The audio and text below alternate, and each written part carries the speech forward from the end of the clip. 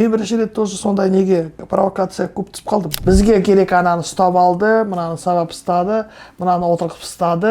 Где нету дисциплины, там нет развития государства. Вот это проблема. Өңірде болатын әр жаңалықты түсініп, оны халыққа жағымды жеткізе білетін сарапшыларымыз өте көп. Алайда олардың еңбектері танылғанмен көпшілік өздерін тани бермейді. Көпті көрген түйгені мол. Айтары бар жандарды таныстыру сарапшы жобасының басты мақсаты болып табылады. Бұл жобамыздың бүгінгі кейіпкері әкімшілік саяси өмірде қызмет еткен, әр шараның бел ортасында жүрген. Сонау кеңес үкіметі заманынан күні бүгінге шейін қоғам белсендісі болып танылған Әлия Өтемісқызы Салиева. Мен осы Батыс Қазақстан облысы Орал қаласының осы жерде туып өстім, оқыдым, мектеп бітірдім. Мына ауыл шаруашылық институт экономфагын бітірдім. Сосын Москвада оқыдым, аспирантура, академия управления дейтін. Сол жерден оқып, диссертация қорғап, мына экономика ғылым кандидатымын.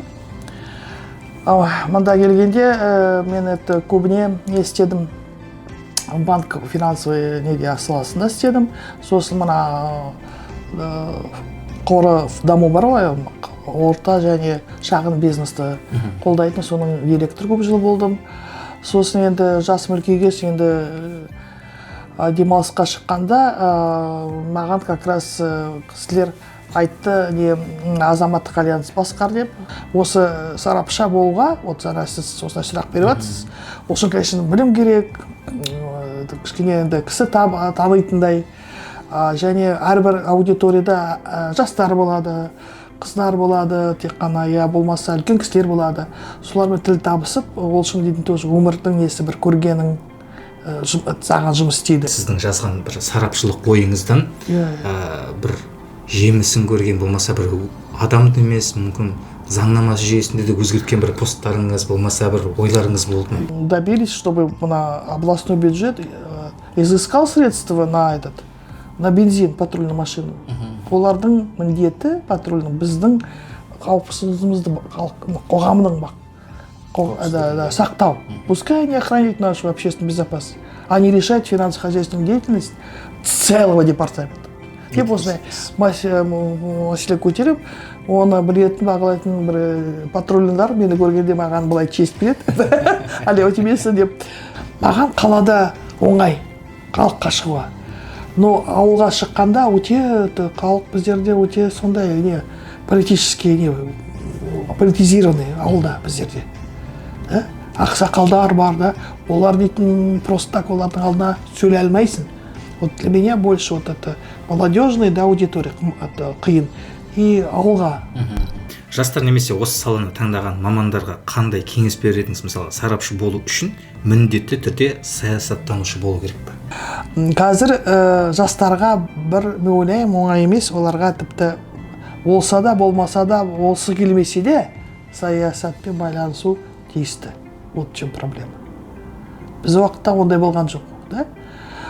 Сіздерге вот хочешь не хочешь политикамен заниматься надо. Сарапшылық пікір жазар кезде, пост жазар кезде қазір ChatGPT дейтін. Үлкен көмекші бар, сол ChatGPT-ді қолданасың. Өзім жазған жақсы көремін. Бірақ GPT-мен конечно қолданасың. Қоғам жалпы қай кезде сарапшының сөзіне шын мәнінде мұқтаж болады сіздің ойыңызша? Олар дейтін, мне кажется, ежеминутно қазіргі кезде, да, вот такой поток информации, соның ішінде қайсы дұрыс. Қай сарапшыға сенеміз. Біздерде көптен бір сарапшылар бар, ол узком кругу только известный, да? Солармен де ақылдасамыз, звоню, да. И не бояться басқа мнениеден қорықпау керек. Әлия Өтемісқызы, енді артыңыздан қазір еріп жатқан жастар сіздің ең алдымен нені үйренсе екен деген бір кеңесіңіз бар? Поэтому мен ойлаймын, жастарға, все-таки қазіргі жастарға, осы мына әке-шешенің тәрбиесі жетпейтін сияқты. Потому что қазір әке-шеше қол тимейді. Уақыт аздық.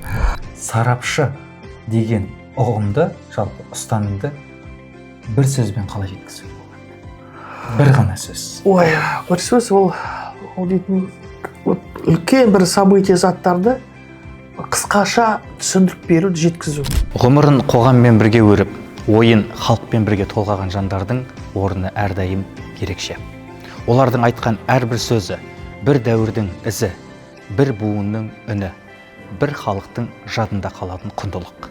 Сарапшы жобасы алдағы уақытта да елге ой салатын, халыққа бағыт беретін жандарды таныстыратын болады. Өңірлік коммуникация қызметі. Жағымды жаңалықтарымыз көп болсын.